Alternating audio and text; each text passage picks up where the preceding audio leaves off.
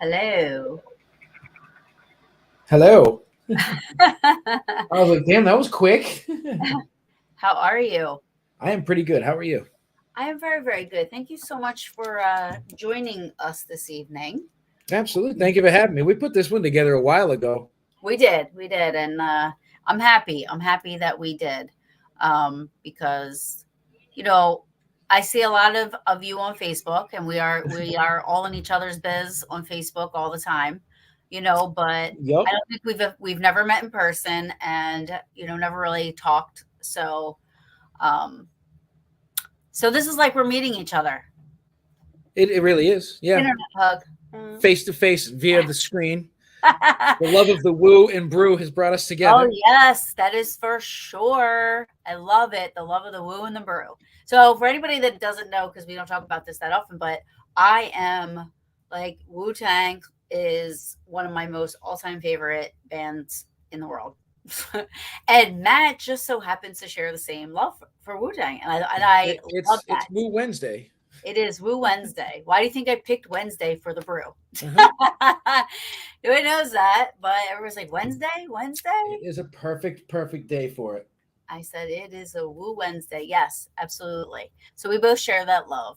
Mm-hmm. But we also share the same love of paranormal, so that's great. So everybody knows who I am that's watching, hopefully. Maybe I'm bringing in some of your peeps, which would be cool. I'm hoping so. I shared it out, so we'll see if the bums show up. I did too. Russ is there. Thanks for coming, Russ. You're a good guy. I don't care what everybody says about you. You're good people. He made me crawl on the floor and run and hide under a table. Because of Pennywise? Yes. I can tell you, I don't know if it's an improvement or not with the Pennywise mask. Love you, buddy. I do love him. Yep. Literally the first time I met him, and they have video of it. I think it was Kenny Biddle that was actually videoing. I don't even remember who it was, but anyways, welcome to the show, Mr. Warner. Thank you for having me. Pleasure is all mine. Now, let's do the stuff we all want to know. Where I did post your bio and stuff, Mm-hmm. but just give us a little inside of Matt, how you got here and all that good stuff. I will give you guys the Cliff's Notes version because I'm very long-winded with stories. It's great around a campfire and you have a six-pack, but for our attention span tonight, I won't do that to you. So I grew up a fan. Brew for a reason. Well, this is true. I mean, I do have plenty. I have plenty. Yeah. So then cheers. Yes, it is me. I grew up a fan of horror at a very young age, and naturally, horror and paranormal kind of coexist with each other. So I remember watching Ghostbusters when I was little and how cool that was. And I still when I'm out investigating, I still think of Ghostbusters. I think we all do. Anyone that's, grew up with the movie, it's nothing like that, but it is still a good time. Absolutely. So I didn't have any really like-minded friends that were into paranormal stuff growing up, but I was in a family. My family was always believers, and it wasn't one of those things that, hey, the ghosts aren't real, it's your imagination. My family was just supportive of it. And they're like, oh yeah, that's cool. Ghosts are real, whatever. So I wasn't stymied or stifled or anything like that. But as I got older and I got more interested in it, this was before there was TV shows and before the internet. For those that can't believe that, it wasn't always there. It wasn't always there. I had books and all kinds of other stuff. And then I remember when the show Sightings came out. And I remember, Unsolved Mysteries at Halloween time would have the spooky ghost stuff, and Robert Stack's terrifying voice would narrate the show, and it was like the best. That show's the best. And I will say, and be Mhm. honest, I had a crush on Robert Stack. I was so little and young. Really? Here I had this 73-year-old man. Yeah, yeah. He looked good for 73. I'm sorry. You know what? It's okay. Like I happened to watch the brief segue. I watched the Rock and Roll Hall of Fame inductions recently, and Dolly Parton was on, and I was like, she's like 80 some years old. She still looks amazing. So, She does. it is what it is. You get a lot of So anywho, so the show started coming out, and I started being able to embrace more of it. And then, of course, things like Ghost Hunters came out, and World's Scariest Places on Earth, all those cool specials. So I was able to embrace it more. And then that was good. I realized more people. What's that? That was good TV. Oh, it was. Wasn't those shows back then were so good. They were. And that's. And World's Scariest Places on Earth. Like those shows are so good. MTV Sphere, my favorite of all time. Awesome show. But go ahead. I'm sorry. So no, that's all right. We're going to need to do that. Trust me, you're going to need to reel me in. You're going to need to reel me in. No. We're going to be reeling each other in then. All right. Well, I ain't wrong with it. Ain't nothing wrong with that. So in the chat to reel us both back in. Okay. Yeah. Good luck, viewers. Please, viewers, ask questions. All right. Go ahead. Yeah. So as I was getting a little bit older, I realized with all the advent of the TV shows and everything, I wasn't the only person that believed in it. It wasn't such a quiet thing to me anymore. And so I would just start getting books and going to the library and seeing what I could find local legend wise, and just kind of explore things on my own. And I would drag around whatever friends I had at the time with me, because I had a car, and it's like, well, you coming with me? You're going to go here. And we used to go and investigate this one place I found in a book. It was a road that was not far from where I grew up, and it had all this legends to it. It's part of what's called the Bridgewater Triangle, which is an area I grew up in, which is a 200 square mile area. I wanted to talk about that. To talk about that too. Well, we'll save it for later then. So I'll just say the name and we can go back to it. Yeah. So this road was known to have all kinds of different paranormal experiences on it. And we would, because we had nothing better to do, we're bored teenagers, we would just go down there and drive up and down this road. And it would cut through this really rich neighborhood. And then the other half of it was just like a lane and a half wide. It cut through preservation land, just woods, to another road. And we would go to the end, turn around and come back and just try to see what we could find. And we never had anything happen until the one time something did happen. I had picked up a friend of mine, and it was in January, and it was warmer than usual. There's no rain or anything like that out on the road. So it was a nice night. And we were driving down, and I said to my buddy, I said, hey man, I said, I'm going to like stop in the middle of the road tonight, kind of put the brakes on, turn the lights off. And he's like, oh no, don't do that to me. Don't do that. I'm just like, yeah, all right, but I won't. Knowing damn well I'm gonna, because I'm a shitty friend like that. So we're going down the road, and this dude's not into ghost stuff. He was scared as can be, always. So we went down the road. But yet, now were you at this point, like, were you kind of scared? Were you like, no, like not? Oh, you weren't. No, I hadn't experienced fear really before this. Wow. Okay. I'd had some head scratching shit happen where I'm like, I don't know what's going on there, but this was my defining moment that got me into paranormal. Okay. So go ahead. All right. So we get to the end of the road. I turn around and we're coming back, and we get about halfway through the desolate part of the road, and I put my foot on the brake, and he's like, dude, don't do this. I'm like, oh, it's fine, man. Chris, send tacos, buddy. What are you doing? Ghost, you're supposed to send tacos. So for pizza. Pizza's good. I get my foot on the brake, and no sooner I turn off my lights on the truck, and directly in front of my truck, I see two white hands on the hood, white arms right up to the shoulders. I never saw the head because I bugged out and I turned the lights on, and I floored it, and my truck wouldn't move. The wheels were just spinning as if it was being held there. Oh, wow. And it seemed like an eternity. It was probably seconds, but it seemed like forever. And then there you go, Chris. Then the truck finally was able to move, but it didn't go forward. It went sideways as if something just shoved it to the side, which is physically impossible by physics standards. Right. So now the truck's going like 60 miles an hour because I had the thing floored, and it's going sideways. So I'm like jerking the wheel back and forth. My buddy's screaming at me, don't do this to me. And I'm like, dude, I'm not in control of this. Like, I don't know what's going on. I was able to get control of the truck, We go through the neighborhood at like 60 miles an hour, get out to a main road. I keep going down the main road because I'm tweaking out. I pull over and I said to him, I said, what did you see? And he said, I saw a woman in a white dress standing in front of your truck with her hands on the hood. I said, well, there it is. So I saw the same thing. And it was, I had a cell phone at that point in time. It wasn't like the Zach Morris brick phone, but it was an early ass cell phone. So I called my mom because she was always into that same stuff. And I told her what happened. And I was freaked out. I didn't go down that road again for years and years and years. He's never gone down it again. And this happened like 23 years ago, 22 years ago. So it was a long time ago. But that moment for me, I was like, all right, there really is some weird things out there. And that was me wanting to go further my experiences. Wow, that's awesome for a first experience. I've not had anything quite as awesome, but I've had plenty of awesome experiences since then. And that's I love see, and to me I know that just is just honesty, right? Because some people would take that and run with it and just whatever, but you're like, that was like the best experience that I've ever had. And that's, I mean, for a first experience, like, and it's the same thing. Like I had Sherry, I'm friends with Sherry, and Yep. her first experience, I mean, I would be like, I would go move myself into a convent. Like I was like, no, like what the heck? We were just hanging out last weekend. Yeah. I mean, I would, but she was like, no, so something like that. If I went from, what's that? Ron was asking what I'm drinking. It's an Allagash Swiftly IPA. Oh, I have coffee, but I have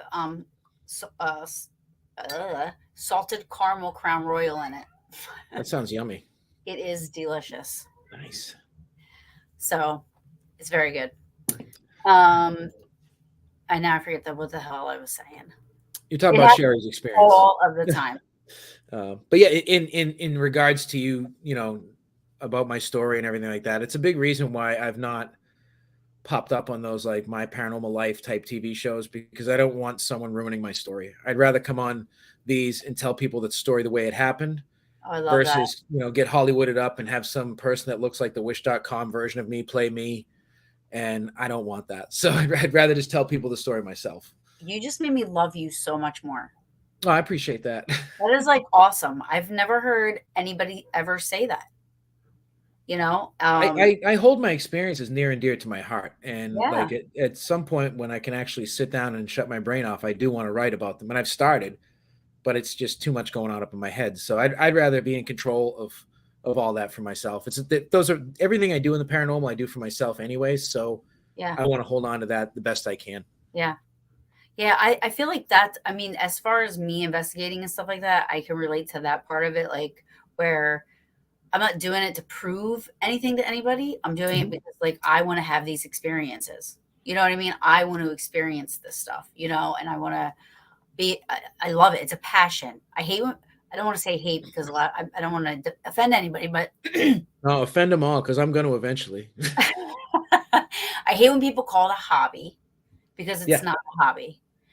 It's a passion, and it's a lifestyle. You know what I mean? It's your makeup. It's part of your makeup.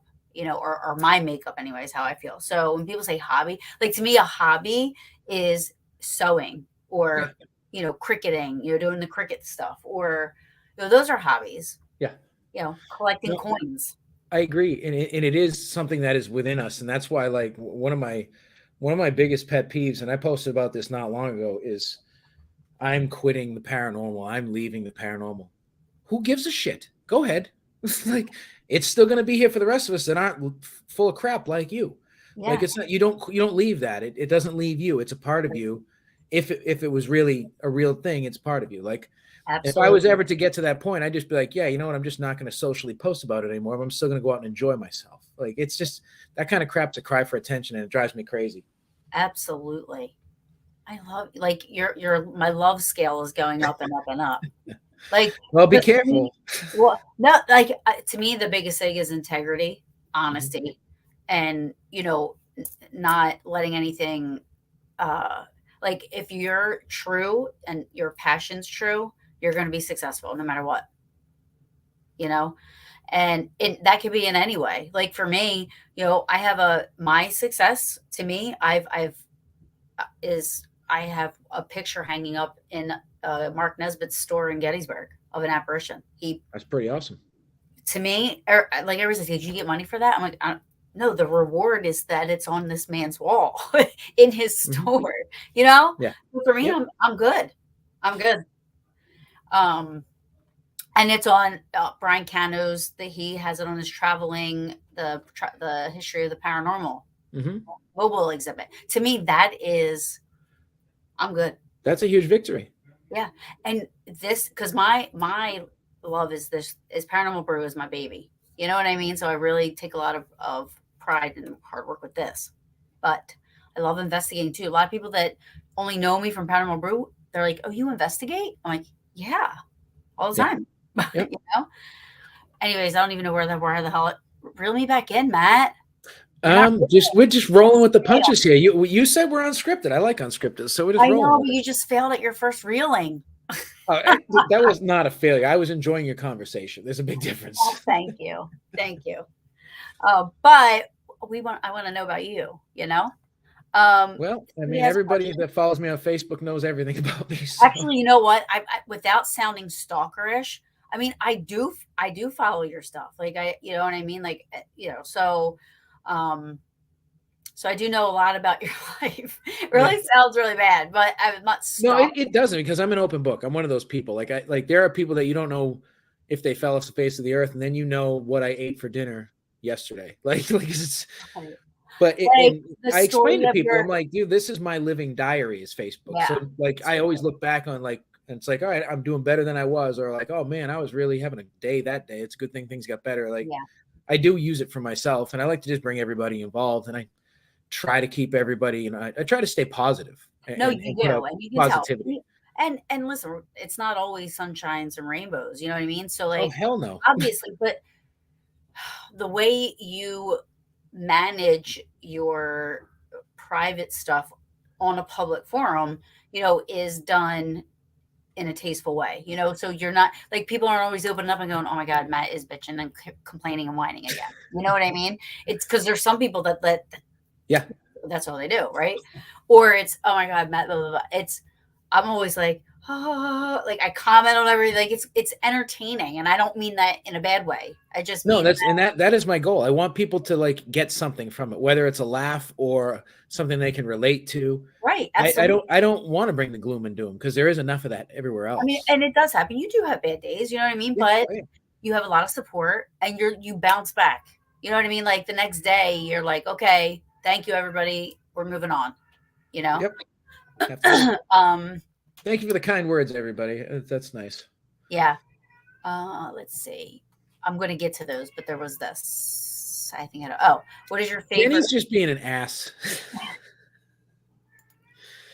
Everybody loves to ask that stupid question, and I always say, like, 99% of the times I love to use my dowsing rods, and it's because it's for me. No one wants to watch me use my dowsing rods, but that's not what I'm here for. So, right. Yes, it's dowsing rods, and I usually use it in conjunction with other things. How do you trust that you are like 100% still? Because the way I hold them, I hold my rods differently. Because I have two rods, so go figure. Whoa. But I hold them slightly at a downward angle so that there's no play. Like I don't hold, you'll see some people hold them even a little elevated and they can just wing it out. There's some people, these rods would give you whiplash. They're moving so fast. And these people are full of shit. Like we all know it. You see that it's like, first of all, no spirits got that kind of gale force hurricane wind to move your dowsing rods that speed. You're full of crap. Oh, so when I keep, no, just like I've seen people hold them and they'll just be like at a ridiculous pace. And like some people out there know exactly what I'm talking about and who I'm talking about, but I'm being nice. It's 2023. I hold mine down at just an angle so that it takes that much more effort for them to open and close. So I know for myself that it isn't me moving them, because I trust myself. And I have not, like I said, I'm not trying to lie to myself and be like, oh, is there a ghost here? It said yes. No, like if it does or it doesn't. So I trust myself, and I trust that now the past few years I've had a lot of Reiki and things done to me to kind of scrub some ick that I had hanging around me, and the spirits have noticed that, and I've become much more magnetized to them. So they have a clearer vision and path towards me is how I feel about it. Like I have abilities and all that crap. I don't understand them, so I'm not promoting it as such. Like at one point on my bio, I had the size large medium as a joke in my bio, and people are like, oh, you're a psychic now. I'm like, bro, like it's a joke. Like you, it's a joke. Leave me alone. So I took it off because people are just so stupid they couldn't get it, couldn't understand it. So I I keep a lot of that stuff to myself, but I have things that I'm able to do. I see energy, I sense energy. Sometimes I see actual spirits, but it's not frequently. So I just kind of roll with it. So long story short, I just trust that the rods work in my hands. Well, I mean, you trust yourself. I get it.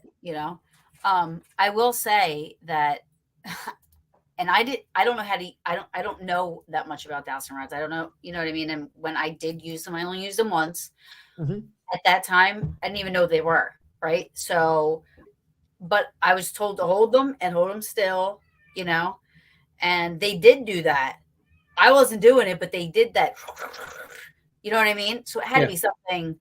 I don't know why they were doing that. And I'm like, what is happening? For me, I thought I was moving my hands in a way, but even though I knew my hands were still, I thought that how your body can sometimes just, you're really moving, but you're not, you think you're not moving, but you are, you know what I mean? It's called the, I believe it's like the idiomatic syndrome or something like that. That's how Ouija planchettes move.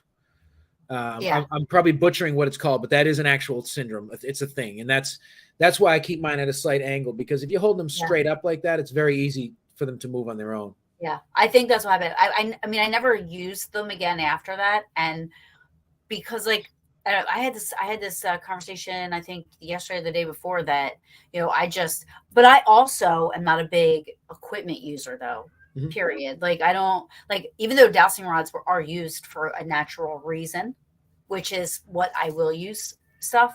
The stuff I use will be, I'll use a compass. I use baby powder. I use, I do bring my recorders because I love AVPs. That's my favorite. But I honestly have 2 trigger props, that a train and a cat. You know what I mean? Like I'm not a big, huge, whatever, So I hate spirit boxes.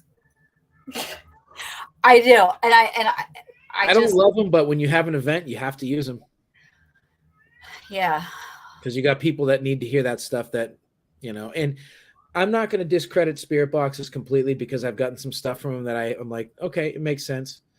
And Ron, to touch on your question about how do I know it's paranormal using them, based on questions that we ask. I do realize that they're used to find water and other certain things, that conduct electricity and whatnot. But in all the years I've been using them, I believe that they're definitely contacting paranormal spirits at some point. Yeah. See, and that's the thing too, even with the spirit boxes, like people that that's their go-to, people that use them, they tell me that, because I'm honest, I'm not hearing it. Like, I don't know. I'm the same way. And they say that, if you do it a lot, you do get an ear for what is the actual EVP and what isn't, or the voice. But my argument is, like we always say, or we believe, or I believe, I should say, like a rule of thumb in the paranormal is like, they don't act on cue. You might go somewhere one day and it's totally quiet, and the next group goes and it's like they've had all these experiences.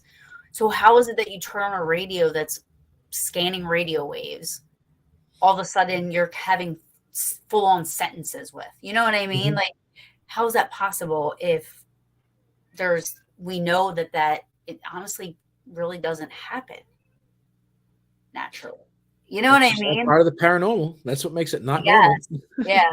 I mean, there's some things that I'm interested in learning about, like what Ron Yacovetti does with the DRV. I love that, the direct radio voice. It's similar, but it just doesn't scan any radio waves.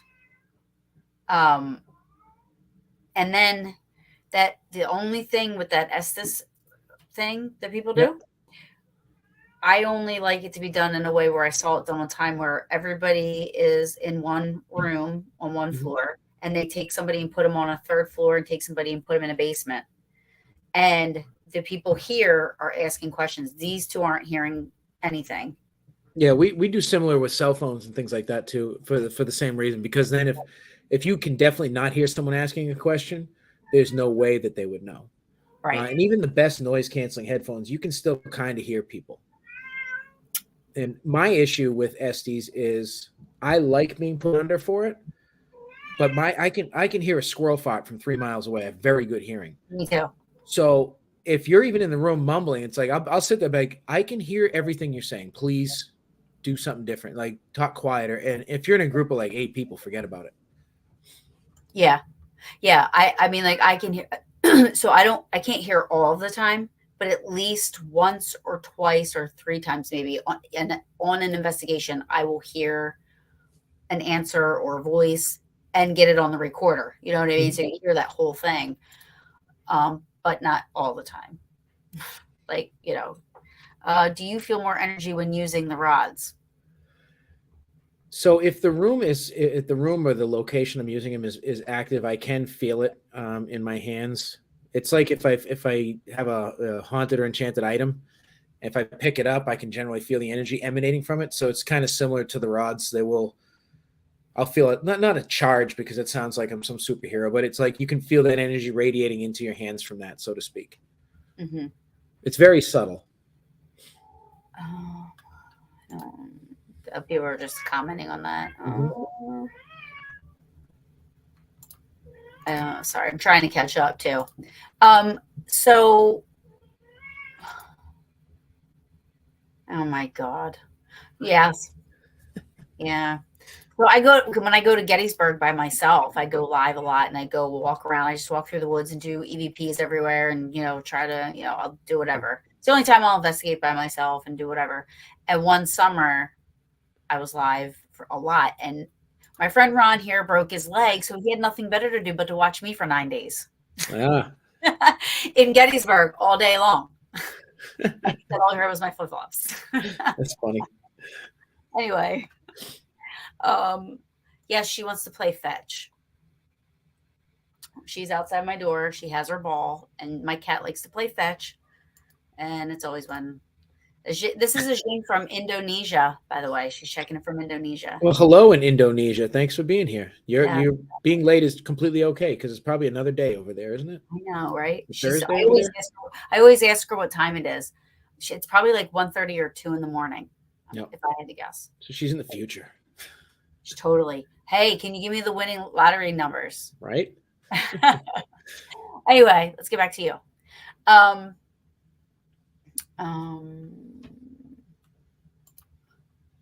does it say? I told Taryn, let me know when she does Gettysburg. Okay. So Warner Paranormal. Mm-hmm. So is this a group, a formed group? Is it? Well, first of all, tell me where you're from. I'm from Massachusetts. In case the sexy accent didn't give it away, just south of Boston. I was totally making out his accent before we went on air. I don't know why the camera just did that either. I'm not even in a haunted place right now. It's just my life. No, but I actually grew up within the confines of what is known as the Bridgewater Triangle. For those of you that don't know, you didn't mention that, but yeah, if you want to have some nice reading, you can read up on the Bridgewater Triangle. It's about a 200 square mile area of reported hauntings, and basically it encompasses all sorts of paranormal. Anything that could have happened, has happened, or does happen here. Ghosts, UFOs, Bigfoot. Christ, we got everything. Thunderbirds, giant Native American totems, everything. So it's like a huge, what's that ranch? Like Skinwalker. Yeah. Kind of, but we don't have our own dragon. They say there's a dragon there? No, the dude that runs the security calls himself Dragon, and I can't take him seriously. Oh, really? Like I watched a few episodes. It's like, all right, Dragon, I can't do it, man. Wow. Okay. Yes, Ron, Warner Paranormal Explorers and also Warner Paranormal Preservation Society, and I'll get into what both of those are. Yeah. So in about 2019, I decided to start my own paranormal group. Shut up, Russ. I decided I had been working with others and in other groups that just kind of weren't my vibe. So I was like, I'm going to start my own thing. And at first I started it for myself and my daughter, who was 8 at the time. No, 9 at the time. And she's had some experiences and she likes to go something with me. And she basically just likes to hang out with me and do everything. And we're the best of friends. So I was like, oh, this is a I love it. perfect thing to do, and she comes to conventions. She's done lectures with me and everything. And for those of you who have not met her or seen her yet, you may see her at a convention. She's almost 13 now, so she doesn't really want to do anything with me anymore, but I'm holding on. She will. She will. She knows she's got a little bit of fame behind her, so she likes that. But I started it with her and my best friend Courtney, and by default, Courtney's at the time boyfriend, who's now her husband, he would come along, and he was not a believer. He just, like a good guy, supported his girlfriend and what she wanted to do. And obviously, because her and I were great friends, I became friends with him, and it's just been the four of us since 2019. They're now married and everything, but it works really well because there's the only ego is mine, and they all accept it. Like it's not like anyone's vying for any attention. Like my daughter Kira, she's like, yeah, I'll go if you want. Like I can come sometimes. When I was doing all the traveling during COVID, they couldn't make it as much because my friend Courtney had a job where she worked weekends. So they were never jealous that I was out doing these things and going to conventions and traveling all over the country, doing investigations. Whereas I know plenty of other people, if they were doing that without their teammates, as if this was like a league, they'd be getting pissed off. And it's like, I never wanted any drama. So that's why I created the group the way I did. And it's been wonderful. I've never had any issues. And, I always had people, oh, can I join? It's like, no, like, sorry. It's a very close knit club. So yeah, the Explorers offshoot is our OG crew. And we are the ones that literally go out and explore the paranormal and do things. And the four of us are actually heading to Scotland next month for my daughter, my baby daughter's birthday, and to go to Loch Ness and do some cool ghost hunting stuff over there. Do you believe in Loch Ness? No, but I want to see it anyways. I got to go. The locals say it's actually the worst loch in all of Scotland. It's the most boring one, but it's like, I don't care. I still have to go buy a shitty souvenir and take the boat tour and say I've been. It's important, Yeah. Do I believe it could be real? Of course, anything can happen, but. The universe and the ocean, everything is so vast. And very deep, like scary deep. I don't need to know. Scary deep. But go ahead. The preservation you were going to talk about. We don't say tonic here, man. We call it soda. But tonic for $1. Park the car in Harvard Yard. I classed it up for you. I don't really speak that gross Boston, but I did that just for you, Carmen. So you're welcome. That's not gross. I've been to Edinburgh, Glasgow, and a few other places over there. What's that? Remember, did you ever watch Saturday Night Live and they had the couple from Boston? They were like Red Sox. Jimmy Fallon and Rachel Dratch. One of my favorite skits of all time. Uh-huh. One of my favorite skits of all time. You're retarded. You are. You are. Let's see.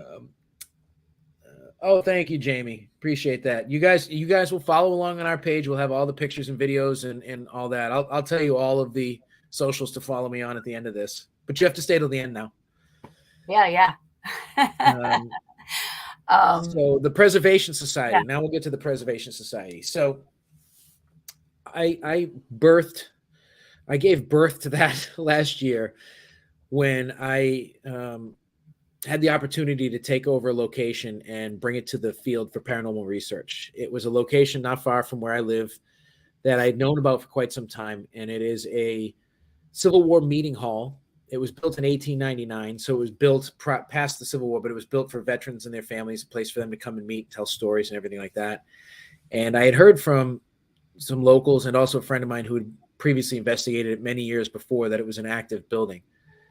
So for quite some time, I tried to get myself in there and say, I just want to ghost hunt this place. Let me know. And I never really got anywhere. And as the pandemic was dragging its ass across the carpet like it did, they stopped having a way to fund the building. So I had a friend who was able to get me in. And I went in front of the membership committee and explained to them exactly what I proposed to do if they allowed me. I said, I got plenty of people that will come in and pay to investigate this building, and we can help the preservation efforts, the restoration efforts, and keep some money coming in. So they didn't really believe in it in the beginning, but they were willing to give me a shot as long as I joined their association, which I did. I still don't know what I'm part of, but I pay my dues and I'm a part of it. So, and last April, we started doing events there. But leading up to that, I had some thinking to do. I said, okay, I'm a guy, so I don't like asking for help at all. I'd rather drown than ask for a lifeguard's hand.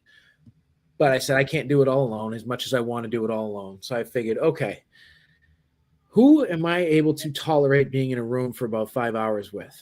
Right. The list is small. So I started thinking about all my friends that were local-ish, that were into the ghost stuff. And I reached out to them individually and I said, hey, I'm trying to put together this thing.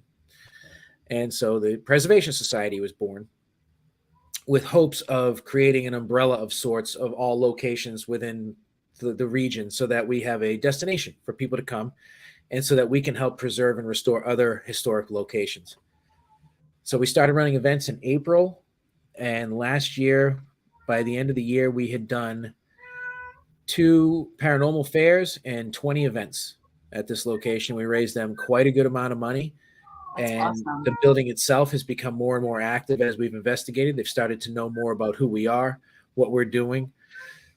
New Year's Eve, I caught the best piece of evidence I've probably ever caught in my life. I caught the shadow in the doorway of this little boy that we've been interacting with for months. And no matter how hard we tried to debunk this photo with all the different edits, he was still in the same shadow form in every edit without any fluctuation in him. So I can't debunk it. I can't prove it is paranormal, but I can't disprove it's being paranormal. So I'm very happy with that. And we are on board now. We have our second location that's going to be coming out within the next month or so. That's awesome. And we're just, it's been good because it's given me focus on something. It's giving me a real purpose within the field. I spent years thrill seeking, and for a lot, for whatever reason, a lot of people don't like my style, and that's fine. I'm an admitted thrill seeker. I like doing it for myself. I don't do the paranormal to help people. This is different. I'm now helping this location and stuff, but at the end of the day, like I don't do residentials. If you need help, I'll refer you to someone that does it. That's not interesting to me. I do want to be on TV. I love the idea of it, but it's going to be on my own terms, which that's coming in March. I can talk about that later. That's interesting that you say that, because everybody that says, oh, I don't want to be on TV and I don't want to make money doing that, like that's BS. Of course, everyone wants that. Like everybody wants to be. Yeah. Yes. Who wouldn't? Right. It's just, what is your motivation prior to that? And then, and if it's passion, then being on a TV show, and I will say, like Ghost Hunters, obviously they've been around for 20 years now. I mean, that is a successful show because they didn't lose their passion or what they were in this for. I mean, it's a good show, and they're good people. So, that's important that you say that, because, this would be a dream job for me. If somebody was like, I'm going to pay you to do your show, to go to Gettysburg and do your day trips and do your paranormal journeys through Gettysburg and do this and that, I'd be like, fuck yeah. Who wouldn't? The people that say they wouldn't are the ones that know they don't have a chance at it. I think, and that's how I look at it.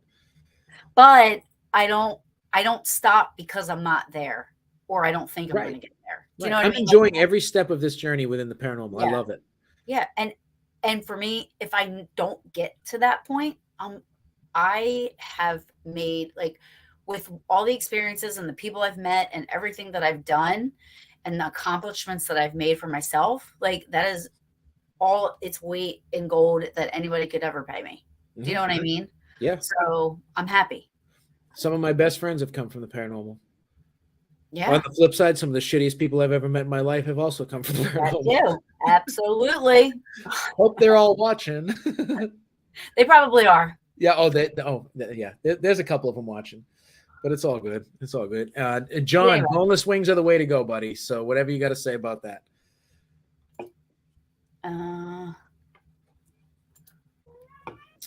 So Just a quick backstory. John's from Ohio, and they're all about that bone-in wing. I don't eat bone-in chicken. It's messy in my hands, and it pisses me off. So I eat what we northern New England classy people call boneless chicken. So apparently in Ohio, all boneless chicken is just chicken nuggets to those people. So Listen, I lived in Ohio for 3 years. I'm sorry. And I'm just going to say this. Yes. Thank you. I was fine for 6 months. And then all of a sudden I'm like, oh my God. And I will tell you, one of the worst things about Ohio is there is no good food. The amount of times I've been to Ohio, you are absolutely correct. I'm sorry, John, but there is no good food there. Russ, you live in Massachusetts. Don't even start, dude. You're out of the society.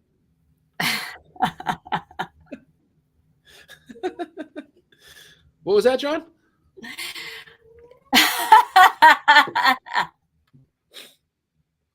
There's no good food in Ohio. I've been across that whole damn state, man. They had Pizza Roto and they closed it down.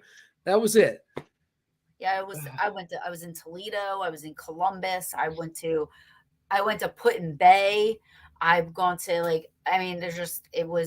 Put-in Bay was cool. That was the coolest thing about Ohio. Mm-hmm. And it's not really technically in Ohio, I don't think, but you take a ferry over to it. It's an island of bars.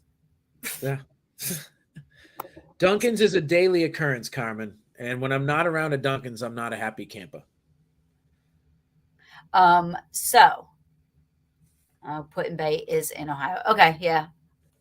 I knew I had to get on a ferry and go there, so I felt like I left Ohio. Tried to escape and you just couldn't. It was really cool. So anyway, all right. So I love this preservation thing. And I love that at first they were, so, I mean, was it discouraging because they were like, you know, we're not happy about this, but let's see where it goes. Like, was that kind of, or did they get on board quickly? Like, were they like, so John, get the fuck out of here, buddy. Not even close. I hate Massachusetts, to be honest with you, but I like it way better than Ohio. Some of my worst memories are from Ohio too, buddy. So listen, I hate New Jersey. Anybody that knows me knows how much I hate Jersey. That's how I feel about New York. But anyways, we digress. Yes. Reel us back in, someone. Stop talking, guys. Jesus, it's about us right now. Oh, here we have a question. No, I'm kidding. We do, but go ahead. Talk about the Penny. Hold that question because the answer is yes, and I'll explain that. Yeah. So how it worked out was I was invited to come and present myself at a meeting, which is the meeting I told you earlier I was at. We have a monthly meeting at the hall, goes over whatever's been going on. Basically now it's just, hey, Matt, thanks for everything you're doing. This is what we got to pay this month. Basic stuff. Yeah. So I went to this meeting and there's the president and the secretary. And then, you know, there was like 8 or 10 members there and they got to chat. I'm sitting in the back of the room, not knowing a goddamn thing about any of this stuff that they're talking about. I'm just happy to be in this cool old building that I've been wanting to get into my whole life. And it's one of those buildings you walk in and you just smell the old. And it's like, I'm like, oh, it's like being in an antique store or something. It's amazing.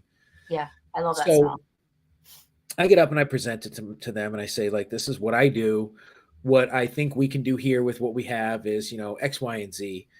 And the main guy in charge, he said, well, you know, we really don't want this to be known as like this place for spooks and ghouls and, you know, kids are going to break in. And I said, listen, man, like it isn't like that. It's not this. The paranormal field is not like that. It's not people that are doing that kind of stuff. These are people that have respect and people that will pay money to come in and investigate this place just the way it is. They don't need anything special. And I said, the fact that this has heat and electricity is a bonus for people. Yeah. I wonder where that stigma comes from. They're very old. But but none of the shows, nobody, I mean, of all the shows that are out there that they would possibly see, nobody's ever destroyed property or been disrespectful. I feel like, I mean, Urbex people do that stuff, but it isn't mainstream. So I don't even, so I don't think historical society. I think it's just his outdated way of thinking, which is completely fine. I get it. He's old. And that's a lot of like even in like places I've gone, there's like there's that stigma, and I'm like, we don't do that. We're very. And I try to say it in plain English. I said, you're just leaving money on the ground. Like, you could pick this money up if you allow me to do what I want to do. And so it got to be like, well, we'd feel better if it was a member doing it. I said, well, what's that? And they're like, oh, it's some paperwork and it's $20 a year. I said, here's $20. I'll be a member. Like, let's get this going. I'm And like, I here's said, 100 for my next 4. yeah. And it was one of those people. I said, I'll have insurance and everything, legitimate business. It's insured. Everything is rocking and rolling. So they gave us like, it was a couple of breadcrumbs. They're like, here, snack on this, see how it goes. We did some investigating as the group, started building evidence, started teasing the crowd, like, hey, this is coming. And then as we started getting rolling, they started to see, okay, like, people are respectful. And then when we had our first para fair there in the summer, some of the members set up a table for their Civil War reenactment stuff that they do. And then they saw firsthand all us para people come out in full force. They were like, well, you weren't kidding. You do have people. I said, we're all just under the surface. There's paranormal people everywhere. We're just quiet about it. It's not the same kind of hobby as everyone else has. So what we're getting now is feedback. Oh, I don't have to go to Salem anymore for all this kind of stuff. I can come here. And it's like, you're damn right you can. Like, you don't have to go X, Y, and Z. We have this here. So we've been extremely welcomed by the town that it's in. We're promoted from within by the town. They put us on the town websites and the pages and everything. When we have an event, they promote it for us. It's amazing. It's an incredible feeling. And we're extremely fortunate enough to be working also with the town historian, basically on everything. Whenever we're live doing an investigation, she watches. And if we have a name from wherever, she'll message me 5 minutes later with 5 pages of information on a possible person that matches the name. It's incredible. That's awesome. It's the best. That's the best thing. You have the town's history at your fingertips. Yes. Yep. That's the awesome part about it. So the places that you are getting into, so if you go, okay, let's go and you have an in to research that. You know what I mean? Yeah. Which is beautiful. And another important thing is, when you sit back and think about it, you are literally a part of this building's history now. Like, you're a part of its history. Yep. And that's the other thing. And we all love history, historic places, and we respect it. So I think it's great that you're doing it. And we're there bridging the gap between history and paranormal. We're combining the two, and we have the resources now to tie the two together. And the written history on this building is very scarce. Yeah. Besides meetings and things like that. So we're pulling up things that are coming through us via paranormal channels, and then we'll be able to corroborate with her on actual things. It's wonderful. It's absolutely fantastic. And awesome. All that we've done there, we've been able to help with the preservation efforts of the building. And it's a great thing at the end of the day, because now I am giving back, and now I am doing something positive for the field. And all these people that have come through the building, most of them have come back more than once now too, or are booked to come back more than once. But all of these people are also in the beginning stages of helping build the history, because every time someone investigates, they're adding more history to this building, and it's fantastic. It's a great feeling. And a couple of things, like you had said something like, activity continues. I think once the spirit that's there, the spirits that are there and stuff, and they, they're there for a reason. I always believe that something's where they're at for a reason, whether it be the land, whether it be the building, whether it be an antique chair that's in there, whatever, they're attached to. And I think once they see the good that's happening and seeing that, seeing all that, I think that's when, and they get to know the energies, they get to know your spirit, they get to know your, it's you, oh, this guy, I know this energy. So I'm going to come out more, and I'm going to do more, and I see what they're doing, and I think that's important, that, that it's a familiar face somewhere all the time like that, I was in there New Year's Eve, and there was just 2 others that spent the night with me. It was the first time I'd spent an overnight there. This was the same night that I captured the spirit picture. It was actually in video, but we have a screenshot of it from the video. But we had all gone to sleep on the main floor, and about 1:30 in the morning, and at 3 a.m. I was wide awake. Like, I wasn't woken up, but all of a sudden I was like, wow, I'm wide awake. And I don't know why. As I'm laying there, all I hear is all this noise in the building. And the building itself, it's all wooden, and it's one of only 5 all wooden halls left in Massachusetts. And it's steam heat through pipes and radiators. So you hear cracks and pops and things like that. And you get used to those noises. You still you still jolt, but like, oh, it wasn't a ghost, it was the pipes. Yeah, yeah. But I'm just laying there and I'm like, dude, just go back to sleep. And as I'm trying to sleep, I hear, and I'm like, nope. I'm just like, no, like, no. And I look over like 30 feet away where my friends are asleep, and I'm like, oh, please let that be them. And they're sound asleep. And I'm just like, shit. So I'm just laying there, and then I pull the covers up further. I'm like, and I hear, and I'm just like, no, I'm not doing this. I'm trying to sleep. Like there's a period of time you can do this. This is not the time. And then I heard a man clear his throat 3 times in the hallway about 20 feet away. And I'm just shaking my head. I'm like, I'm not doing this. Then I hear footsteps go up the staircase in the foyer. And then I hear them walk across the floor above me in the ballroom. And I'm just sitting here like, this isn't what I want right now. I want quiet. I want to go to sleep. And now, because I'm awake, now I have to go to the bathroom. And now I have to get out of my cocoon of safety. Oh, wow. And go across this room. Baby girl. Hold on, baby girl. And I got my flashlight on, and where the men's room is, there's a doorway right there that leads to the basement. And the new trick that the spirits are doing is when someone's in the men's room, they open the damn basement door and shut it. So we have this big stack of jingle bells on there right now in case it happens. So I'm walking into this bathroom at 3 a.m. and I'm like, here's the deal. If that thing opens and I hear those jingle bells, I'm going to dive out the window and I'm not coming back. I'm not doing this. I'm not coming back here tonight. I get super scared. I'm one of the most scared ghost hunters you'll probably ever encounter, but I love the feeling of being scared. It's generally fight. I don't always flight. I've only like ran away a couple times in my whole life. I did it once. You have to sometimes, but as soon as I got back into bed and I warmed back up, I sat there and everything went silent as a mouse. And there was not one other peep, not heat noises, anything. It's almost as if the building wanted to let me know they were still there watching me. And just went back to sleep. So it was bizarre, absolutely bizarre. But the building knows me because I'm in there all the time and a lot of times by myself. I don't like being there by myself, but I got to do what I got to do. I actually investigated Hinsdale House by myself for 2.5 hours. Okay. And outside of Gettysburg, that's the only time that I've ever investigated by myself because I don't like to do that. I like to at least have one other person with me. But so this was the first time and nothing happened the whole time. But, but yes, I did. I ran once and it was at Hinsdale House actually, but I swear I saw a bear coming towards. I see. There's one of my peaches now. Said Hinsdale. I'd run from a bear too. As much as I think I could fight one, I would probably run also. Oh my goodness. I saw that thing and I said, that is a fucking bear. And my butt cheeks clenched. There was a tear that came out of my eye and I ran fast. I had pushed Megan out of the way to run back into the house. I don't blame you one bit. Yeah, that's something I wouldn't mess with. I ran, I power walked out of the Detroit 6th precinct. I didn't run because I knew a camera was on me and I knew people watching a live stream, but I knew it was like, I'm out of here and I ain't coming back in. I ran. My equipment went flying on the ground.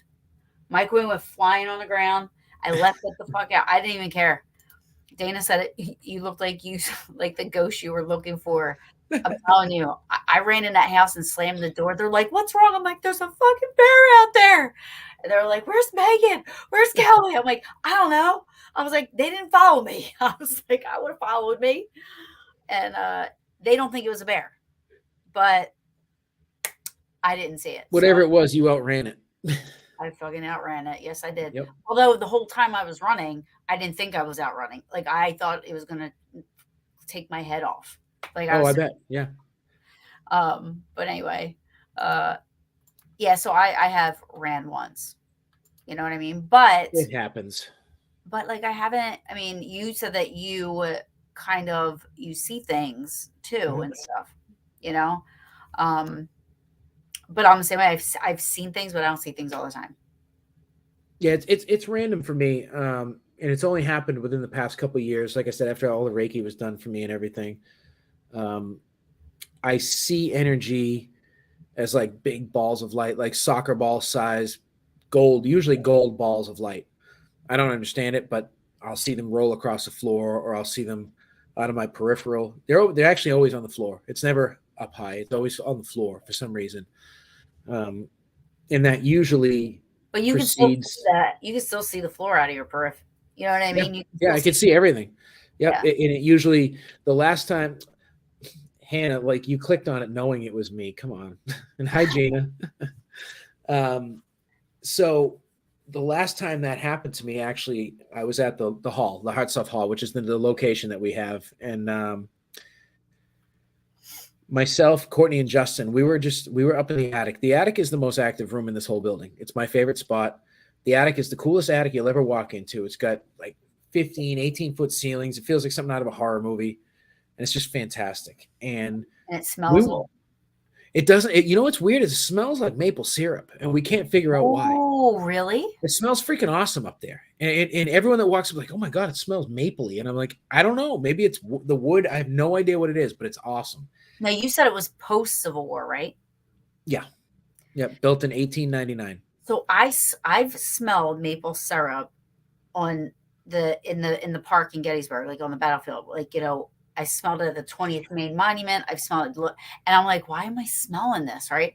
And I asked around a bit, and I actually did some search, like Googling and stuff like that, and I found out that sometimes the soldiers would use tree sap and stuff. And now I don't know if it would smell like maple syrup. I don't know what. Well, if it was a maple tree, it would. So they would close their wounds Yeah. with that if they didn't have anything, like if they were still fighting or if they were like trying to, you know what I mean? Like if they would close their wounds with maple syrup, or not maple syrup, but the sap from the trees and stuff. Could be it. But that's interesting because I've smelled It doesn't make any sense, but I love it up there. And hello there a little bit. I love her. She calls me Cupcake. She has a nickname for everybody. And if she makes a nickname for you, that means she likes you. So I'm pineapple now. I'm okay with pineapple. Pineapples are inviting, depending on if you put them upside down or not. And they're very inviting. That's a discussion for another show. So myself, Courtney, and Justin, we were just up in the attic, and we were there that night goofing off. We were there doing B-roll. I was trying to put together some footage of, unbeknownst to Courtney, I was trying to get some jump scare footage of myself and her goofing around. So we were up there doing stupid things, and I was being hokey, and I was doing the TV shit that is like, you don't have to stay here, you're free to go, like all like being over the top, like televangelist type stuff. Yeah. And then I saw the ball of energy, and I was like, son of a bitch. I was like, oh, okay. I said, well, you actually don't have to be here if you don't want to be here. You're free to ascend and do what you need to do. And the minute I said that, right next to one of the walls up there, I saw a full-bodied apparition standing there. And it was about 6 feet tall, like shoulder-length hair, very gaunt, skinny. And it was white, but not see-through white. And it was just there. And then as soon as I saw it, it wasn't there. And I jumped back a little bit. I puckered up real good. I was like, the fuck is going on here? And Courtney's like, what's going on? I said, I just saw a full-blown ghost right there. And that was it. And I was like, I'm good. I'm going to go downstairs. Like, I'm good up here for right now. And fast forward 2 weeks later, I was back at the hall, and I was on TikTok live, and I went up there by myself, and I was chatting, trying to talk to this spirit. And this gal comes on, and I don't know, she was some psychic or something. She was on TikTok. She goes, I'm getting the name Sean, and he's saying that he doesn't want to scare you again. Now, this lady doesn't know me from anyone because that wasn't on TikTok. That was a personal experience that hadn't even been spoken about on public media, on social media at that point.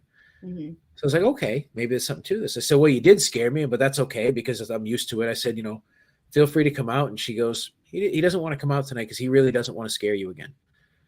So now we have this line of communication where we chat, and I'm like kind of disappointed if his name is Sean, because I'm like, that's not a cool Civil War old timey name. Like, I want like Ichabod's Ghost or some shit, Yeah, something cool. Like, Sean's over in the corner. It's like, no, the hell he isn't. Like, but yeah, so like we interact, but he interacts with us all the time. Like, we have specific devices and spots where we set things up.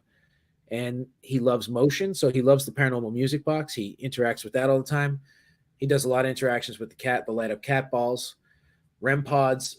We were up there last Saturday with Sherry and some people, and we got the music box going off here. We got a REM pod going off down the other end. We've got a V pod sitting right next to us that's going off at the same time. And all this, and there's no rhyme or reason to it. It's like, all right, what are you trying to, tell us? But it's been lovely being in there, and they really are definitely knowing what we're doing. So it's been fun. Forgetting you how, Russ? Are you talking to me, dude? Yes. How am I Um, forgetting you? What do you want now? You want a medal or something? my friend Ron says, Matt, I have a home in Maine, which I did not know this. Is this near Joshua Chamberlain? Anywhere near his homestead? Because I would like to go there. Um, So Maine, huh? I have done some investigating in Maine. I've done. I'm usually a guest at Parafest, Maine, every year up in Vassalboro. I've investigated the old mill a couple times. Very active location. Um, but Ron, why don't we go investigate that lighthouse there, man? yeah, I want to go, but I want to go to. I want to know if it's near Chamberlain's place. Yeah, that sounds I want cool. to go. Yeah, I never heard of anything in Maine. Good to see you, George. Oh, Russ was talking to George. That's good. Good. Watch your tone, Russ. No, I'm not responding to George. Um, this still haven't been to the hall. Well, you got to leave Washington State and fly across the country, so you have an excuse so far. So far. I thought I was far away from everything. That's like far, far. That's as far as it gets, Yeah, U.S. that's like wise. really far. I was supposed to be going to Michigan in March, and like to me, that's like the furthest. No, no, no. I take it back. Well, anything paranormal wise, that's the furthest I've been. I have been to Arizona, but not for paranormal. Okay. So, but Arizona is very warm and more of my time clock, and Michigan is cold. Don't like that. Yeah, Detroit's interesting. I've been to Detroit before for some ghost hunting. Obviously, the Sixth Precinct and some other places. I was at Vulture City Paracon 2 years ago. We investigated that whole place, so everything out there. Arizona's nice. I like it out there. Love Arizona. I And my love. daughter and I actually we stayed at the old Jerome Hotel when we were out. We stayed in Jerome, and it's the most haunted hotel in the whole state. So that was pretty cool. It used to be at a hospital. Yeah. So that was So dope. one of my good friends, which he's such a cool guy to follow. He's called the Arizona Ghost, uh, the Arizona Treasure Hunter, and Mhm. but he was doing ghost tours in Jerome. Jerome is one of the coolest cities I've ever been in. It's very Yeah. small and it's in the mountain. It's awesome. Yeah. So and he still does that, but hold on, I'm trying to catch up here. Hannah, you're not wrong, and I know. I'm still glad that you came to Wilson. So thank you for coming to Vermont for me. Michigan is a short flight. I know. So yeah, it's for the autographs for pooches. It'll be in Ann Arbor, Michigan. But like, I'm a baby when it comes to doing stuff like that. I don't know. I'll You go know, anywhere. Anywhere people want me to go, if I can get there, I'm going. yeah, I guess. But I just worry about weather. That's all, and flying and stuff. Do you? Yeah. I mean, I've seen Final Destination, so if it's my time, it is. I'm not escaping it anyways. God, I can't even. I wish I could think like that. Which- I'm like, I watch too much ID on Discovery. That's my problem. Of course you do. All women are into that. Like I feel like that's all. I feel like you're all plotting to murder the male species. Like within like 5 years, learn as much as Right. you can, and then take us I out. love men way too much. All right, well, that's good. I am not plotting to kill maybe some women, but no men. Fair enough. Fair enough. All right, maybe only one, Michael Vick, but that's it. No, I didn't say that out loud. No, I didn't hear anything. He's kind of a piece of garbage, anyways. Yeah. I went to see Shippy's place out in Saginaw, which was awesome. Is that in Maine or is that in That's Michigan. Michigan? Yeah. Josh Grove and Bangor, Maine. Oh, cool. All right. Well, So, Ron, your place is an hour and 45 north of Bangor. That's like Canada. That's oh, like six. That's like 6 or 7 hours from me because Bangor is 5 hours from me.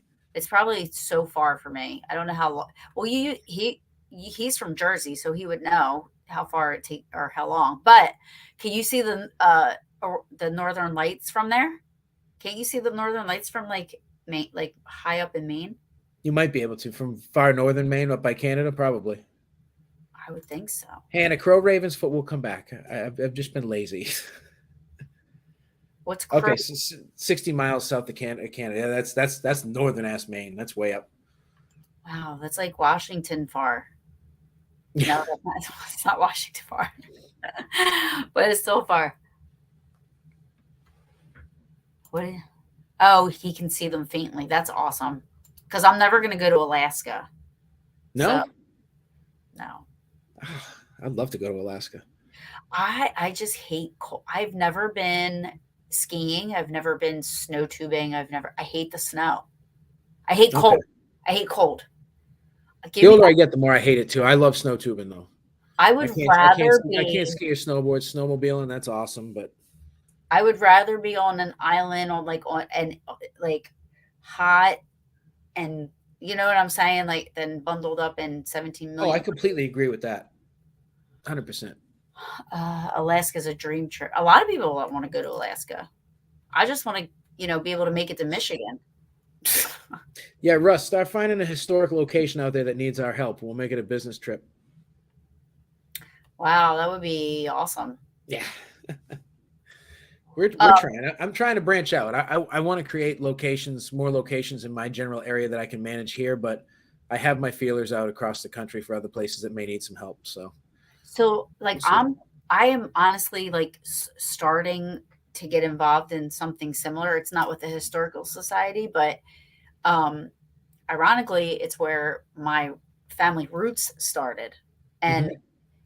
like it's a small town, so the Kerpers, they had like a Kerper grocery store, there was a Kerper homestead, like it some and I'm getting involved with this, place that was the first house built there and early 70, I think 1770. Hmm. But that is leading us into three houses down the road where George Washington stayed and like getting in there. And up the road, Mordecai Lincoln stayed. That was Abraham Lincoln's uncle. Like, and So his mill is in Situate, Massachusetts. I actually snuck around his mill. oh, really? Yeah, That's yeah, awesome. because he was born in Massachusetts, Mordecai. Oh, really? Yeah, So, see, I don't know that much yet. So we're just like getting in and like, and then like 5 minutes down the road is the Daniel Boone homestead.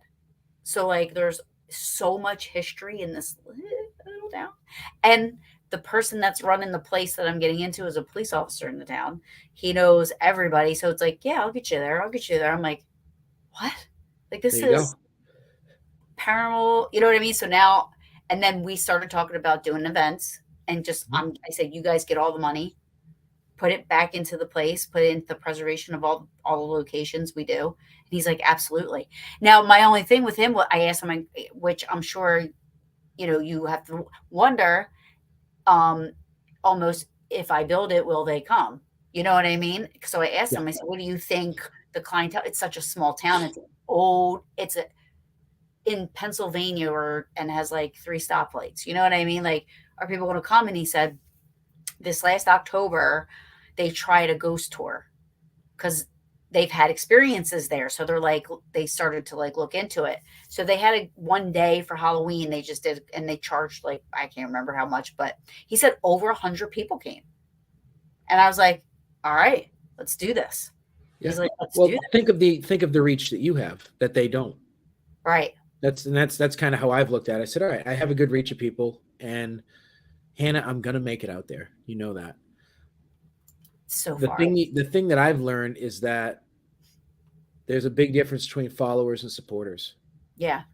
That's the biggest takeaway I've gotten from all of this. There are dozens and dozens of local people and teams that haven't come out and checked out our place yet, but continually go to the same other places within the area and pay more.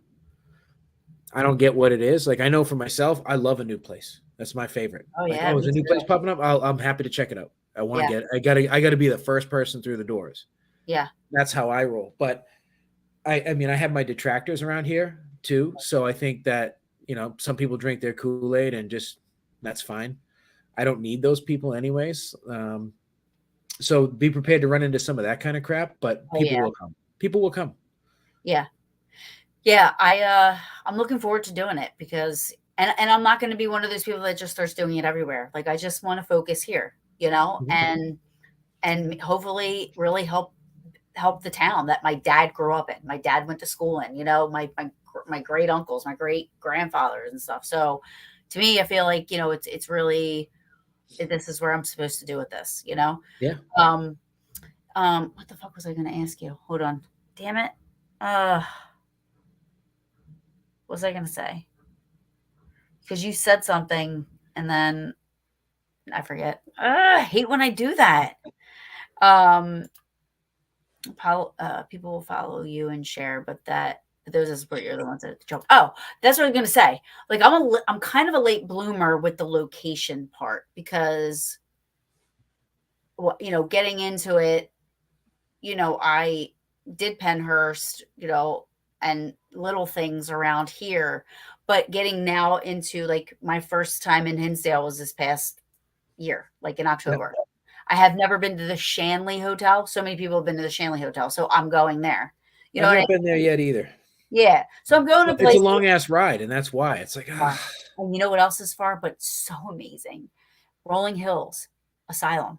Like I've I been to Rolling Hills before, also. love it. Long Love it. time. Was God shit. That was 2017 was when I was last there.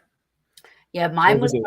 mine was literally probably like 2014, 2015. Somewhere in maybe 2013. I don't know, but it was one of my most favorite nights. And I That's have another long ride for me too. Yeah, but I haven't been back since. But I Yeah. always say how awesome it is. But even Rolling Hills was far. Rolling Hills was, I mean, Hinsdale. Hinsdale was like 5 hours, almost 6. Hinsdale for me is a long, awful, boring 8 hours. That's I did Hinsdale and Wildwood, and I was like, you know what? Not again unless I'm in the area because it's a really boring ass ride. it. Well, you know, I hate road tripping. Some people are like, oh, I love a road trip. I do not. I like a nice quick flight. Throw me in a plane, and I'll see you there. I can't get into the road tripping anymore. And I've been very fortunate. I've seen and been to a ton of different locations around this country. I need to get further west. I need to do more West Coast stuff, and I need to do more Midwest. But why are you hating on the East Coast? I've done it all, most of it, Well, and I most of it. heard you have not been to the Gettysburg Battlefield Bash. I've not, and there's issues and reasons why. So I heard Russ is up here. Russ is like, I'm trying to get Matt to come to Gettysburg, the bash. Russ just likes to talk smack. So Yeah, that's what he said up there. yeah, Hannah, you met me almost 2 years ago, and I'm already your favorite person. It didn't take long. So Where if there was absolutely no money, like no money worries, no time worries, no worries at all. And somebody said you could go anywhere in the world and spend a week. Where would you want to go? So my number one bucket list place is still Poveglia Island in Italy. That's been my number one forever. But with that kind, I don't think I'd need a whole week on that island because I'd probably wind up becoming part of the research there because I don't know if I'd live for that long on that island. But it would be Poveglia Island. Also, the Suicide Forest in Japan is high up on my list of places to go very soon. Why does everybody want to go there?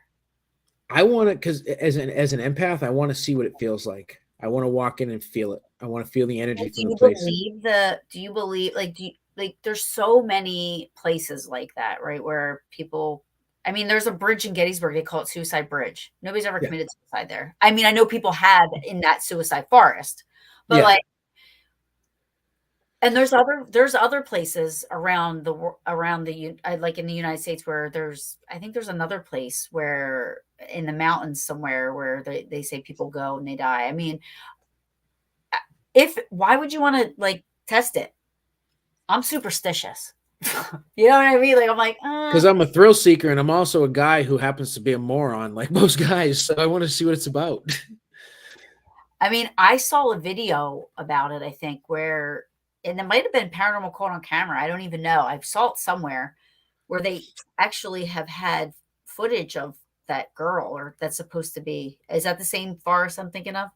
I'm not sure. People see like a girl in like a white gown and she has like long black hair or something. It could be. Maybe I'm confusing that with something else. That sounds like the plot to The Ring. Right? but I just don't. I feel like, to me, like, everybody asks me about Gettysburg, I say, don't you get depressed going there? And I'm like, no. I think a place like that would make me feel depressed, because most people, when they go there to commit suicide, there's no other Depressed. way. Yeah. There's no light at the end of the tunnel, you Yeah. know? So to me, that would be like a place I wouldn't want to go because of that reason. You know what I mean? It's something I want to experience, Yeah, I get that. and see how it goes, type of deal. But those are very, very high on my list. The Isle of the Dolls in Mexico is also really high on my list, Yeah, because I don't think anything really crazy is going on there. I think it just no, looks crazy because of all the yeah, dolls. yeah, I agree. I agree. And I'm afraid of dolls. So that, Yeah. to me, that's a nightmare. I would be scared. And a lot of people are scared of dolls, and I get a kick out of that. I love that aspect. And you know what? And not because I think they're haunted. I Yeah, don't know why. I'm just afraid. that's Maybe, no, understandable. I actually probably do believe they could be haunted. I don't know. But they freak me out. So do clowns, which is why Russ Yeah, why Russ is a clown. So, scared the living shit out of me. Tanya, to answer your question, Oh, see? He's um, evil. yeah, Why are you friends with I'm him? I'm on it. So, what place in West Virginia would I recommend? So, I have investigated Moundsville, um, the old hospital on College Hill. I did a day tour at Trans-Allegheny. Um, all great places. My favorite. I didn't get to fully investigate Trans-Allegheny. That was walking in the doors of that place was huge for me, because it was one of the places I've always wanted to go my whole entire life, and that was huge for me. I heard it's But mad. I also felt the same way about Moundsville, because with Moundsville, they have underneath it what's called the Sugar Shack, and that was on the show MTV Fear. That was where they had the isolation challenge, and they made somebody go by themselves. So for 20 some odd years, I've been waiting to go into this goddamn Sugar Shack and see what it's like. Sugar Shack. That sounds fun. It wasn't fun, but it wasn't nearly as scary as they said. But Moundsville itself is awesome. It Why was is an it called awesome Sugar adventure. Shack?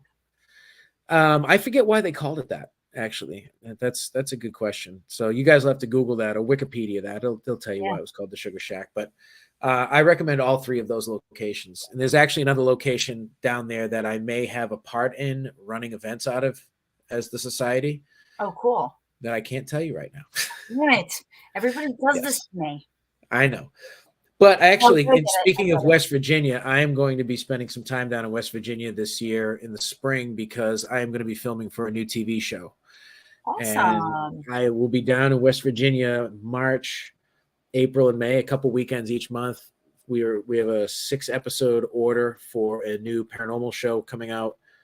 It's a reboot of a show formerly known as RIP Files. It's a couple of the original cast with myself added into it, and we're bringing you new locations, new techniques, and that whatnot. And I'm not sure when it's going to debut or where it's going to be on, but we're going to be filming that this spring. So That's awesome. super Good excited for for that. you. Congratulations. That's Thank great. you. And thanks for sharing. Of course, got to promote. And then there's something else I was going to ask you. Wait, Moundsville is one I want to hit, as well as Williamson Memorial Hospital. I That guess hospital, I'm not sure of. yeah, I don't know if I've ever. I Thank don't know you, if I've. Ron.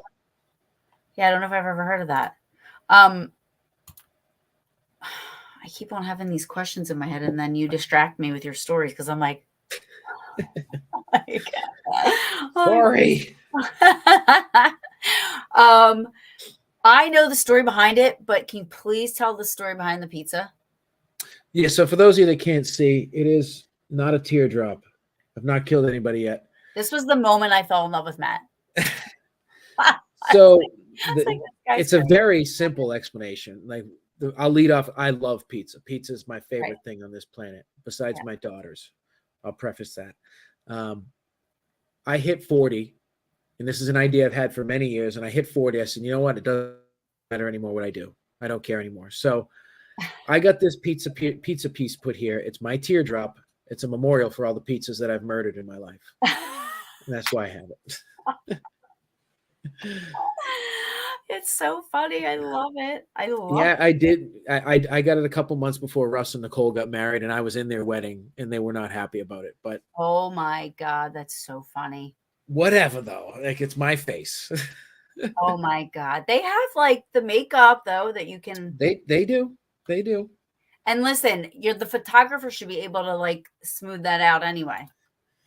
If they were that worried about it, they would have, Nah, yeah. I will say, like, after, like, she put the stencil on, I was like, that's freaking cool. And then she did it, and I was like, holy shit, that's really there. And for like 2 days, I'd catch myself. I'm like, damn it, did I do that? Like, what did I But do? then it just kind of settled in, and then it was like, no, this encompasses my whole personality. This is Yeah, exactly who I am in a love little it. tiny pizza tattoo. So I love it because now, like, I notice people from 10 feet out, kind of like they'll do one of those when they Yeah. see me coming. And then they get closer, like, one of those. And it's Like, is it's that just a goofy. It's just absolutely ridiculous. And it's who I am. So, so funny. I love it.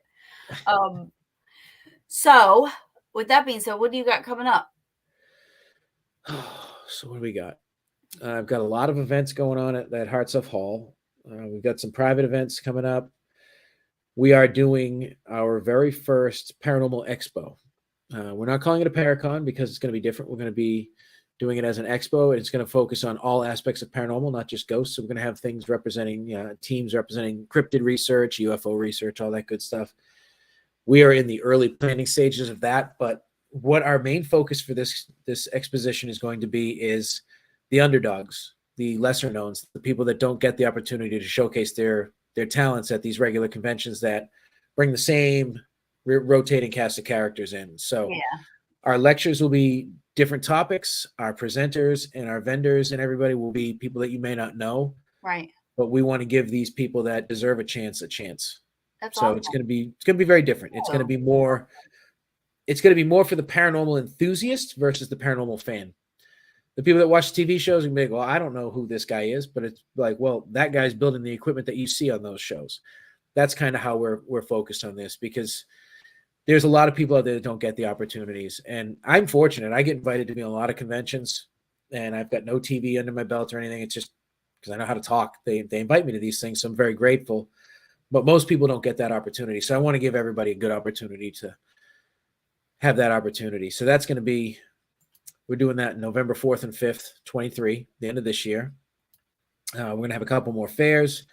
Our new location, which is an old 1906 farmhouse, that's cool. coming into the field the end of this month, early February. That's on the South Shore of Massachusetts, right near the hall. So 2 locations. We offer overnight stays at both of them. What else we got going on? I got my trip in February to Scotland. I've got the TV show filming March, April, May. I don't stop. I don't know the meaning of stop. I can't sit still Yeah, or be idle with my thoughts. So I'm just going to go until my body tells me I can't. And I'm hoping to get some investigating in there at other places too. And I want to go travel around the country and do some more investigations and see where they take me. So for any of you guys out there watching, if you got cool places and you want me to come out, I'd love to. I'd love pizza and beer. So it doesn't take much to get me out there. um, what about, if, have you ever gone cryptid hunting or anything like that, UFO? Like, have you ever done anything outside of the box? Outside of what your niche is, should I say? I have, so I've actually seen a UFO before. I saw one when I was younger. My brother and I both saw it, but I've never gone squatching or anything like that. I do believe that Bigfoot could exist. I don't think it's some interdimensional being like a lot of people do. I think that's a little far-fetched, but there's absolutely no reason in my mind where something like that couldn't exist in the vast reaches of these forests that we're not seeing. Right. And if they, I mean, what if, and people are like, oh, we've never found a Bigfoot skeleton. What if they bury their dead like we do? You'd never know. Yeah. So who's to say that, Um, oh, Russ, you make a good point. Puck wedgies. Yeah. I've had plenty of experiences with puck wedgies. So for those of you that don't know what Is a pukwudgie kind of like a chupacabra? not really. Right. So you said chupacabra correctly. Yes. The Mexican goat sucker. So puck wedgies are Native American elemental spirits, meaning they were never human. They originated in Cape Cod, Massachusetts, and I believe it was the Wampanoag tribe. They were born out of necessity. They were kind of created because the tribes needed help. So using their tribal magic or whatever you want to call it, they summoned these little 3-footish imp-looking characters to help them around. And as population grew and they became less and less needed, they weren't used as much, so they became mischievous. And over time, they became spiteful. So now it's known they roam in pairs or in groups, and they'll try to trip you if you're in the woods. They'll try to lead you off so you fall off a cliff type of a stuff. Oh fuck. And I've actually seen them out of my peripheral more than once. And the most profound experience I had with these little buggers was at the Oliver House in Middleborough, Mass, which is a known haunt in our area. It dates back to colonial times, and it was built by a loyalist, Peter Oliver.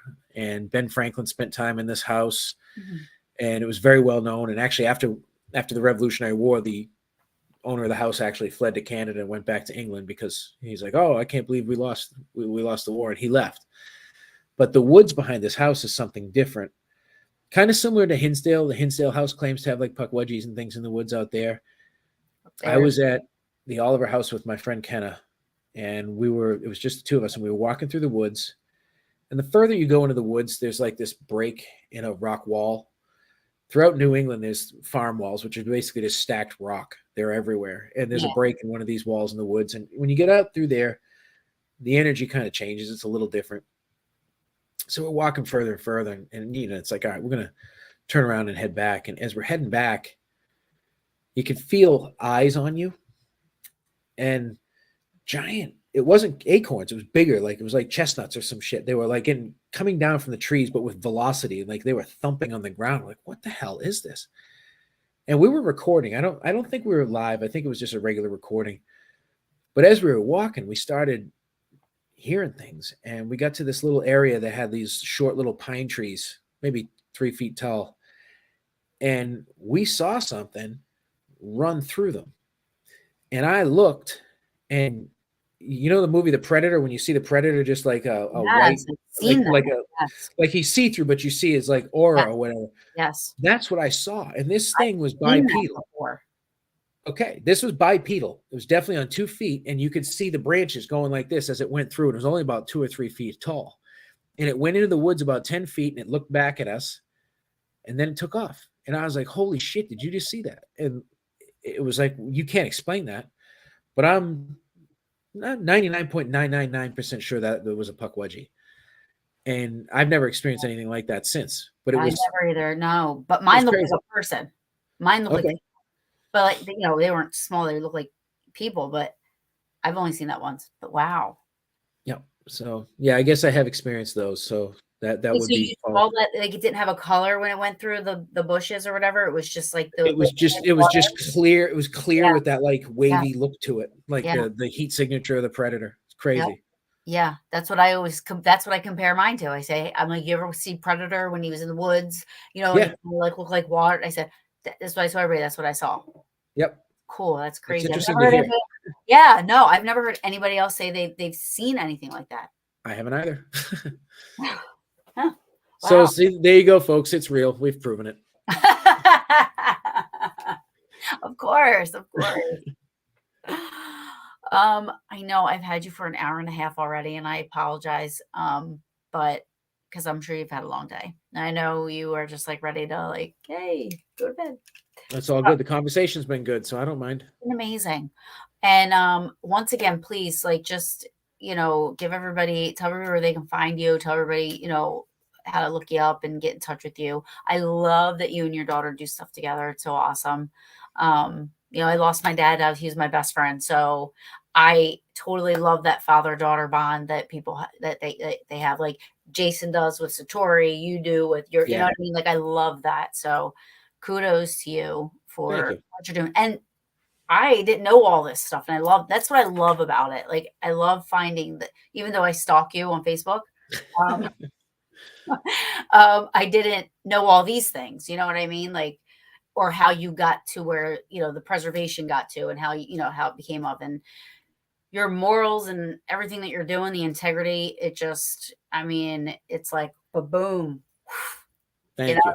Love you. I appreciate it. I'm certainly trying. I just want to be, at the end of the day, I want everybody to like me, and I just want to do good, and I want to do good by other people. So absolutely. If that rubs people the wrong way, that's on them at the end of the day.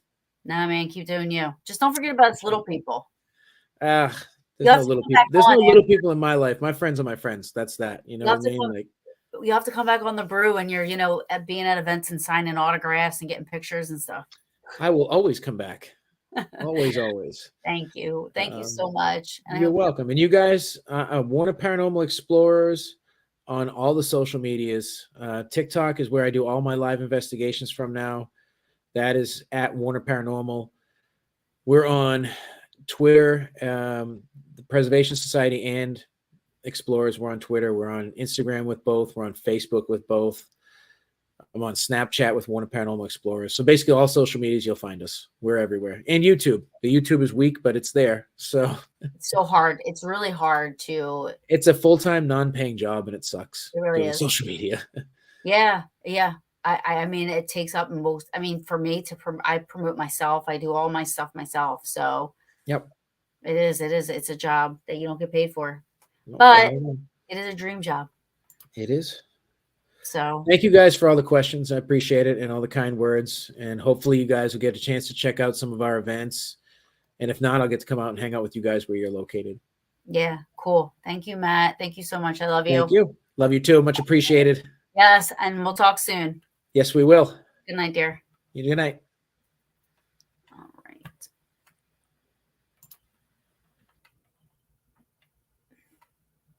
So thank you, everybody, for being here. He was awesome. I love Matt, and I'm so happy he came on. And thank you to everybody that watched, and hopefully you join me next week. It'll be at 7:30. That's my last 7:30 p.m. show, Eastern time. Going here on out, it's going to be at 8:30. So, and I'll have some more announcements to make coming up soon regarding me and Paranormal Brew and Parafam and stellar events, all that kind of stuff. So I hope you guys stick around. Thank you so much for the love and support.